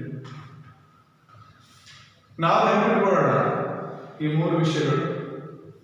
ನಾವು ಮಾಡಬೇಕಾದಂತಹ ಕಾರ್ಯಗಳು, ಪ್ರತಿದಿನ ಮಾಡಬೇಕಾದಂತಹ 3 ಕಾರ್ಯಗಳು ಏನು ಅಂತ ಹೇಳಿದ್ರೆ, ಈಗ ನಾವು ನೋಡ್ತೀವಿ ಶಿಷ್ಯರೆಲ್ಲರೂ ಕೂಡ ಪ್ರತಿದಿನ ಅವ್ರೇನ್ ಮಾಡ್ತಿದ್ರಂತೆ, ಒಟ್ಟಾಗಿ ಕೂಡಿ ಬರ್ತಿದ್ರಂತೆ. ಪ್ರತಿದಿನ ಏಕ ಮನಸ್ಸಾಗಿ ಕೂಡಿ ಬಂದು ಅಪೊಸ್ತಲರ ಬೋಧನೆಯನ್ನು ಕೇಳ್ತಿದ್ರಂತೆ. ಅವ್ರು ಪ್ರಾರ್ಥನೆ ಮಾಡ್ತಿದ್ರಂತೆ, ಅನ್ಯೋನ್ಯತೆಯಲ್ಲಿ ರೊಟ್ಟಿ ಮುರಿತಿದ್ರಂತೆ ಎಂಬುದಾಗಿ ನಾವು ಪ್ರತಿದಿನ ದೇವರ ಮಕ್ಕಳಾಗಿ ನಾವು ಕೂಡ ಪ್ರತಿದಿನ ವಾಕ್ಯ ಓದಬೇಕು, ವಾಕ್ಯ ಕೇಳಿಸ್ಕೋಬೇಕು. ಅದಕ್ಕೋಸ್ಕರ ನಾವು ಮುಂಜಾನೆ ಪ್ರಾರ್ಥನೆ ಪ್ರಾರಂಭ ಮಾಡಿದ್ದೀವಿ. ಮುಂಜಾನೆ 6:30 7 ಗಂಟೆ ತನಕ ಪ್ರಾರ್ಥನೆ ನಡೀತಾ ಇರುತ್ತೆ. ಪ್ರತಿದಿನ ವಾಕ್ಯ ಕೇಳ್ತಾ ಇದ್ದಾರೆ ಎಷ್ಟೋ ಜನ. ಆ ಕೀರ್ತನೆ, 1ನೇ ಕೀರ್ತನೆ 2ನೇ ವಚನದಲ್ಲಿ ನಾವು ನೋಡೋದು, ಯಾರು ಬೆಳೀತಾರೆ, ಯಾರು ಅಭಿವೃದ್ಧಿ ಆಗ್ತಾರೆ, ಯಾರು ಆ ಒಂದು ಫಲಭರಿತವಾಗಿರ್ತಾರೆ ಅಂದರೆ ವಾಕ್ಯವನ್ನು ಹಗಲು ರಾತ್ರಿ ಓದೋದು, ಧ್ಯಾನ ಮಾಡೋದು. ಅವರು ಒಂದು ಕಾಲುವೆಯ ಬಳ್ಳಿಯಲ್ಲಿ ನೆಟ್ಟಂತಹ ಮರದ ಹಾಗೆ ಇರ್ತಾರೆ ಅಂತ. ಅದನ್ನು ಎಲ್ಲೇ ಮಾಡೋದೇ ಇಲ್ಲ ಎಂಬುದಾಗಿ. ನೀನು ದೇವರ ವಾಕ್ಯದಲ್ಲಿ ಇದ್ರೆ ನಿನ್ನ ಜೀವನ ಮಾಡಲ್ಲ, ನಿನ್ನ ಜೀವನ ಹಾಳಾಗಲ್ಲ. ಹಾಗಾಗಿ ಪ್ರತಿದಿನ ವಾಕ್ಯ ಓದೋದು ಕೇಳಿಸ್ಕೊಂಡು ತುಂಬ ಬೇರೆ ಎಲ್ಲದಕ್ಕಿಂತ ಪ್ರಾಮುಖ್ಯತೆ ನೀನು ವಾಕ್ಯಕ್ಕೆ ಕೊಡಬೇಕು. ಯಾಕಂದ್ರೆ ವಾಕ್ಯವೇ ದೇವರು. ಆಮೇಲೆ ವಾಕ್ಯವೇ ದೇವರು. ಹಾಗಾಗಿ ದೇವರ ವಾಕ್ಯಕ್ಕೆ ಮೊದಲ ಒಂದು ಆದ್ಯತೆ ಕೊಡಬೇಕು. ಎರಡನೇದಾಗಿ ಪ್ರಾರ್ಥನೆ. ಏನು ಪ್ರಾರ್ಥನೆ? ನೀನು ವಾಕ್ಯವನ್ನ ಏನು ಓದ್ತೀಯೋ, ಏನು ಕೇಳ್ತೀಯೋ, ಆ ವಾಕ್ಯದಲ್ಲಿಯೇ ನೀನು ಪ್ರಾರ್ಥನಾಂಶಗಳನ್ನು ಕಂಡುಕೋಬೇಕು. ಆ ವಾಕ್ಯದ ಮೂಲಕನೇ ನೀನು ಪ್ರಾರ್ಥನೆ ಮಾಡಬೇಕು. ಪ್ರತಿದಿನ 1 ದಿವಸಕ್ಕೆ 5 ಹೇಳುವ ಹಾಗೆ ನಿರಂತರವಾಗಿ ಪ್ರಾರ್ಥನೆ ಮಾಡಬೇಕಾಗುತ್ತೆ. ಎಡೆಬಿಡದೆ ಪ್ರಾರ್ಥನೆ ಮಾಡಬೇಕು. ಹಲ್ಲೆಲೂಯಾ. ಪ್ರಾರ್ಥನೆ ಅನ್ನೋದು ಏನೋ ಬೆಳಗ್ಗೆ ಮಾಡಿದ್ದೀನಿ, ಸಂಜೆ ಮಾಡಿದ್ದೀನಿ, ಮಧ್ಯಾಹ್ನ ಮಾಡಿದ್ದೀನಿ ಅಂತ ಅಲ್ಲ. ನಾವು ಹೋಗ್ತಾ ಬರ್ತಾ ನೋಡುವಂಥ ಎಲ್ಲ ವಿಷಯಗಳನ್ನು ಪ್ರಾರ್ಥನೆಯಾಗಿ ಮಾರ್ಪಡಿಸ್ಬೇಕು. ಪ್ರತಿ ಕ್ಷಣ ನಮ್ಮ ಆಲೋಚನೆಗಳು ಬರ್ತಾ ಇರ್ತವೆ. ನಮ್ಮ ಮೆದುಳು ಸುಮ್ಮನೆ ಇರಲ್ಲ. ನಮ್ಮ ಮೆದುಳಲ್ಲಿ ಏನಾಗ್ತಿರುತ್ತೆ, ಆಲೋಚನೆಗಳು ಬರ್ತಾನೆ ಇರುತ್ತೆ. ಒಳ್ಳೆಯದು ಕೆಟ್ಟದ್ದು ಪ್ರತಿ ಕ್ಷಣ ಆಲೋಚನೆ ಬರ್ತಾನೆ ಇರುತ್ತೆ. ಆಲೋಚನೆಗಳನ್ನ ಪ್ರಾರ್ಥನೆ ಮೂಲಕ ನಾವು ಮಾರ್ಪಡಿಸ್ಬೇಕು. ಪ್ರಾರ್ಥನೆ ಮೂಲಕ ನಾವು ಪ್ರತಿಯೊಂದು ವಿಷಯದಲ್ಲೂ ಕೂಡ ಚಿಂತೆ ಮಾಡ್ತಿರ್ತೀವಿ, ಆಲೋಚನೆ ಮಾಡ್ತಾ ಇರ್ತೀವಿ, ತೀರ್ಮಾನಗಳನ್ನು ಮಾಡ್ತಾ ಇರ್ತೀವಿ. ಆಗಿದ್ದಾಗ ತೀರ್ಮಾನ ಮಾಡ್ತಾ ಇರ್ತೀವಿ. ಏನಂತ, ಇದನ್ನ ಮಾಡ್ಬೇಕಾ ಬೇಡ, ಇದನ್ನ ಮಾಡ್ಬೇಕಾ ಬೇಡ, ಇದನ್ನ ಹೇಳ್ಬೇಕಾ ಬೇಡ, ಅಲ್ಲಿ ಹೋಗ್ಬೇಕಾ ಬೇಡ, ಪ್ರತಿಯೊಂದು ಕೂಡ ಕ್ಷಣದಲ್ಲೂ ಯೋಚನೆ ಮಾಡ್ತೇವೆ. ಪ್ರಾರ್ಥನೆಯೊಂದಿಗೆ ಅದನ್ನು ತೀರ್ಮಾನ ಮಾಡಬೇಕು. ಹಲ್ಲೆಲೂಯಾ. ಮತ್ತೆ 3ನೇದಾಗಿ ಕೊನೆಯದಾಗಿ ನಾವು ಮಾಡಲೇಬೇಕಾಗಿರುವಂತಹ ಕಾರ್ಯ ಏನಂದ್ರೆ ಸುವಾರ್ತೆ ಸೇವೆ. ಈ ಲೋಕದಲ್ಲಿ ಯಾರಾದ್ರೂ ಕೇಳಿದ್ರೆ ನೀನೇನು ಬದುಕಿದೆಯಾ, ಈ ಲೋಕದಲ್ಲಿ ಏನಕ್ಕೆ ಬದುಕಬೇಕು ಅನ್ಕೊಂಡಿದ್ಯಾ ಅಂತ ಹೇಳಿದ್ರೆ ಅನೇಕ ಕಾರಣಗಳನ್ನು ನಾವು ಹೇಳ್ಬೋದು, ಲೋಕಕ್ಕೆ ಸಂಬಂಧಪಟ್ಟ ಕಾರಣಗಳು. ಆದ್ರೆ ನೀನ್ ಯಾಕೆ ಬದುಕಿದ್ಯಾ ಅಂತ ಯಾರಾದ್ರೂ ಕೇಳಿದ್ರೆ ಸುವಾರ್ತೆ ಸೇವೆಗಾಗಿದೆ ಅಂತ ಹೇಳ್ಬೇಕು. ಹಲ್ಲೆಲೂಯಾ. ಯೇಸುವಿನ ಸುವಾರ್ತೆಯನ್ನು ಸಾರೋದಕ್ಕಾಗಿಯೇ ನಾವು ಬದುಕಿದ್ದೀವಿ. ಒಂದು ವೇಳೆ ಆ ಕೆಲಸಕ್ಕಾಗಿ ಎಲ್ಲ ಸಾಯೋದು ವಾಸ್ತೆ ಅಲ್ವಾ, ಇನ್ನೇನು ಕೆಲಸಗಳು ನಮಗೆ ಈ ಲೋಕದಲ್ಲಿ ರಕ್ಷಣೆ ಹೊಂದಿದ್ದೀವಿ. ಇನ್ನೆಷ್ಟು ವರ್ಷ ಬದುಕಿದ್ರು ವೇಸ್ಟ್ ತಾನೆ. ಅರ್ಥ ಆಗ್ತದೆ ಹೇಳೋದು. ನೀನು ಸುವಾರ್ತೆ ಸಾರ್ತಿಲ್ಲ ಅಂತ ಹೇಳಿದ್ರೆ, ಸುವಾರ್ತೆ ಸಾರೋ ಉದ್ದೇಶಕ್ಕಾಗಿ ನೀವು ಬದುಕಿಲ್ಲ ಅಂದ್ರೆ ನಾವು ಸತ್ರು ಪರವಾಗಿಲ್ಲ, ರಕ್ಷಣೆ ಹೊಂದಿದ್ದೀವಿ, ಬರೋದಕ್ಕೆ ಹೋಗ್ಬಿಡ್ತೀವಲ್ಲ. ಇನ್ನೆಷ್ಟು ವರ್ಷ ಇರೋದು ಬದುಕಿದ್ರೆ ಪ್ರಯೋಜನ ಏನಿದೆ? ಈ ಲೋಕಕ್ಕಿಂತ ಪರಲೋಕ ತುಂಬಾ ಅಂದವಾಗಿರುತ್ತೆ, ತುಂಬಾ ಚೆನ್ನಾಗಿರುತ್ತೆ. ನಾವೆಲ್ಲ ಇದಕ್ಕಿಂತ ಕೆಟ್ಟ ಜಾಗಕ್ಕೆ ಹೋದ್ರೆ ಯೋಚನೆ ಮಾಡ್ಬೋದು, ಅಳಬಹುದು. ಆದ್ರೆ ಈ ಲೋಕದಲ್ಲಿ ನಾವು ಬದುಕಿರ್ಬೇಕು ಅಂದ್ರೆ ಸುವಾರ್ತೆಗಾಗಿಯೇ ಆಗಿರ್ಬೇಕು. ಆಮೇಲೆ ಅಪೊಸ್ತಲರು 1:8 ಹೇಳಿರುವ ಹಾಗೆ ವಿವಿಧ ಸಮಯ ಲೋಕದ ಕಟ್ಟ ಕಡೆ ನಾವು ಸುವಾರ್ತೆ ಸಾರಬೇಕು. ಆಮೇಲೆ ಮುಕ್ತಾಯದಲ್ಲ ನೋಡುವಾಗ ಯೇಸು ನಮ್ಮ ಕುಟುಂಬನೆಂಬುದಾಗಿ ನೋಡ್ತೇವೆ. 3 ವಚನಗಳೊಂದಿಗೆ ನಾನು ಹೇಳಿ ಇಷ್ಟಪಡ್ತೀನಿ. ಮೊದಲನೇದಾಗಿ ಯೋಹಾನ 10:11-14 ಹೇಳಲ್ಪಟ್ಟಿರುವಂಥದ್ದು, ಯೇಸು ಎಂತ ಕುರುಬ?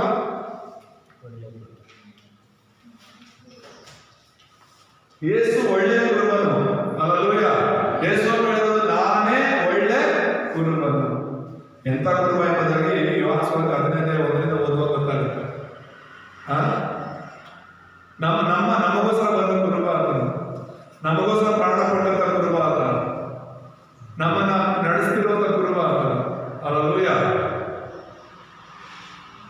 ಕೆಟ್ಟ ಕುರುಬ ಇದ್ದಾನೆ ಅಥವಾ ಕಳ್ಳ ಕುರುಬ ಇದ್ದಾನೆ ಬೈಬಲ್ ಪ್ರಕಾರ. ಆ ಕಳ್ಳ ಕುರುಬನೇ ಕದಿಯೋದಕ್ಕೆ ಪ್ರಯೋಜನ ಮಾಡ್ಕೊಡೋದು ಬರ್ತಾನೆ. ಒಳ್ಳೆ ಕುರುಬನು ತನ್ನ ಪ್ರಾಣವನ್ನು ಕೊಡೋದು ಬರ್ತಾನೆ. ಆಮೇಲೆ ಕಳ್ಳನಿಗೆ ಕುರಿಗಳ ಚಿಂತೆ ಇರಲ್ಲ. ಯಾಕೆ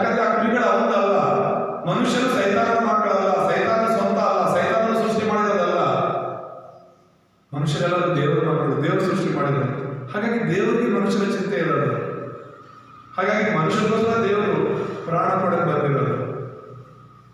ಅದಕ್ಕಾಗಿ ನಾನು ಒಳ್ಳೆಯ ಕುರುಬನಾಗಿರೋದು. ಆಮೇಲೆ ಎರಡನೇದಾಗಿ ನಾವು ನೋಡುವಾಗ ಇಬ್ರಿ 13:20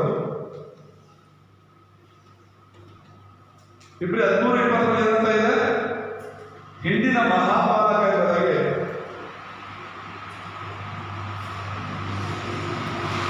ಯೇಸು ಯಾರು? ಮಹಾಪಾಲಕ ಎಂಬುದಾಗಿ ನಮ್ಮನ್ನೆಲ್ಲರೂ ಕೂಡ, ಹಿಂಡು ಅಂದರೆ ಸಭೆಯನ್ನ ಪರಿಪಾಲನೆ ಮಾಡುವಂತಹ ಮಹಾಪಾಲಕನು, ಪಾಲಕನಾದರೆ ಕುರುಬರು ಎಂಬುದಾಗಿ. ಮತ್ತೆ ಕೊನೆಯದಾಗಿ ಮೂರನೇದಾಗಿ ನಾವು ನೋಡುವಾಗ 1 ಪೇತ್ರ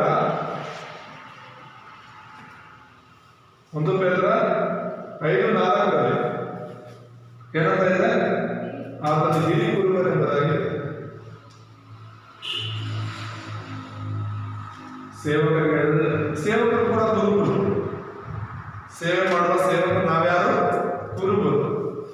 ನೀವು ಕುರಿಗಳು ಅಂದ್ರೆ ನಿಮ್ಮನ್ನ ಮೇಯಿಸುವಂತ, ನಿಮ್ಮನ್ನ ಪಾಲಿಸುವಂತ, ನಿಮ್ಮನ್ನ ನೋಡ್ಕೊಡುವಂತ ಕೆಲಸ ದೇವರು ನಮಗೆ ಕೊಟ್ಟಿದ್ದಾರೆ. ನಾವು ಕುರುಬರು. ಆದ್ರೆ ನಮ್ಮೆಲ್ಲರಿಗಿಂತ ಹಿರಿಯ ಕುರುಬ ಯೇಸು ಕ್ರಿಸ್ತ. ಆಮೇಲೆ ಆತನಿಂದ ನಾವು ಕಲಿಯದೆ ನಿಮಗೆ ಕಲಿಸ್ತೀವಿ, ಆತನಿಗೆ ಹೇಳೋದೇ ನಾವು ನಿಮಗೆ ಹೇಳ್ತೀವಿ. ನಮ್ಮ ಸ್ವಂತವಾಗಿ ನಾವೇನು ಹೇಳಲ್ಲ, ನಮ್ಮ ಸ್ವಂತವಾಗಿ ನಾವೇನು ಮಾಡಲ್ಲ. ಈ ಸಭೆ ನಮ್ದಲ್ಲ, ನಮ್ಮದಂದ್ರು ನಮ್ದಲ್ಲ, ನಮ್ಮದಾಗಿ ಕಾಣಿಸಿದ್ರು ಇದು ನಮ್ದಲ್ಲ, ನಮ್ಮ ಹಿರಿಯ ಕುರುಬರು. ಆತನು ನಮ್ಮನ್ನ ಈ ಒಂದು ಸ್ಥಾನವನ್ನು ಕೊಟ್ಟು ಈ ಸೇವೆಯಲ್ಲಿ ನಮ್ಮನ್ನ ಮುಂದೆ ನಡೆಸಿದ್ದಾರೆ ವಿನಃ ನಾವು ಈ ಸಭೆಗೋಸ್ಕರ ಏನು ಮಾಡಿಲ್ಲ, ನಾವು ವಿಶ್ವಾಸಗೋಸ್ಕರ ಏನು ಮಾಡಿಲ್ಲ, ನಾವು ಅನೇಕರಿಗೋಸ್ಕರ ಏನು ಮಾಡಿಲ್ಲ. ಎಲ್ಲ ಮಾಡಿರೋದು ಕ್ರಿಸ್ತನೇ. ಅದಕ್ಕೋಸ್ಕರ ಯೇಸು ಆತ್ಮನ ಕಾಯುವ ಕುರುಬ, ನಿನ್ನ ಆತ್ಮನ ಕಾಯುವ ಕುರುಬ. ದೇವರ ಸ್ತೋತ್ರ. ಹಾಗಾಗಿ ನಮ್ಮ ಆತ್ಮನ ಕಾಯುವ ಕುರುಬನ ಮಾತುಗಳನ್ನು ನಾವು ಕೇಳೋಣ. ದೇವರ ವಾಗ್ದಾನ ಮಾಡ್ತೇವೆ, ನನ್ನ ಕುರಿಗಳು ನನ್ನ ಸ್ವರವನ್ನು ಕೇಳುತ್ತೆ. ನೀನು ಯಾರು ಕುರಿ ಹೇಳಿ? ಅದನ್ನು ಏನು ಯೋಚನೆ ಮಾಡ್ತೀರ? ಯಾರು ಕುರಿ ನೀನು? ಯೇಸುವಿನ ಕುರಿ ಆದ್ರೆ ಯಾರು ಮಾತು ಕೇಳಬೇಕು? ಯೇಸುವಿನ ಮಾತು. ಕಳ್ಳರು ತುಂಬಾ ಜನ ಇದ್ದಾರೆ. ಕಳ್ಳ ಕುರುಬರು ಮಾತು ಕೇಳ್ಕೊಂಡು ಹೋದ್ರೆ ಅಷ್ಟೇ ಮುಗಿತು ನಿನ್ನ ಕತೆ. ನೀರು ಕೇಳಬೇಕಾದ್ರೆ ನಿನ್ನ ಒಳ್ಳೆಯ ಕುರುಬನ ಸ್ವರ. ದೇವರಿಗೆ ನಂಬಿಕೆ ಇದೆ ನಿನ್ನ ಮೇಲೆ, ನನ್ನ ಕುರಿ ನನ್ನ ಮಾತು ಕೇಳುತ್ತೆ ಅಂತ. ಆ ನಂಬಿಕೆನ ನೀನು ಹಾಳು ಮಾಡ್ಕೊಬೇಡ. ದೇವರಿಗಾಗಿ ನಾವು ಜೀವಿಸೋಣ. ನಾವು ಮಾಡಲೇಬೇಕಾದ ಕಾರ್ಯಗಳನ್ನು ಪ್ರಾರಂಭ ಮಾಡೋಣ. ನಮ್ಮನ್ನು ಬಹಳವಾಗಿ ಪ್ರೀತಿಸುವಂತ ನಮ್ಮ ತಂದೆಯ ದೇವರಿಗೆ ನಮ್ಮ ಪರಿಶುದ್ಧ ನಮ್ಮ ಸ್ತೋತ್ರವಾಗಲಿ. ಈ ದಿನದ ವಾಕ್ಯದ ಮೂಲಕ ನಮ್ಮ ಬಲಪಡಿಸಿ ನಡೆಸಬೇಕಾಗಿ ಸ್ತೋತ್ರ. ನೀವು ಜಾರಿಯಾದ ಎಲ್ಲ ನಮ್ಮ ಮಕ್ಕಳನ್ನ ದೇವರೇ ಬಲಪಡಿಸಿ. ಕರ್ತನೆ, ಯೂಟ್ಯೂಬ್ ಮೂಲಕ ನೋಡುವಂತ ಎಲ್ಲ ನಮ್ಮ ಮಕ್ಕಳ ಮೇಲೆ ಕೂಡ ನಿಮ್ಮ ಕೃಪೆ ಇರಲಿ. ಈ ವಾಕ್ಯವು ನಾವೆಲ್ಲರ ಜೀವನದ ಹೊಸ ಕೃಪೆಯನ್ನು, ಹೊಸ ಬಲವನ್ನ, ಹೊಸ ಜೀವನವನ್ನು ವಸೂಲು ಮಾಡಲಿ. ಕ್ರಿಸ್ತನಾದ ಯೇಸುವಿನ ನಾಮದಲ್ಲಿ ಪ್ರಾರ್ಥಿಸಿ ಬಿಡುತ್ತೇವೆ ತಂದೆ. ಆಮೇಲೆ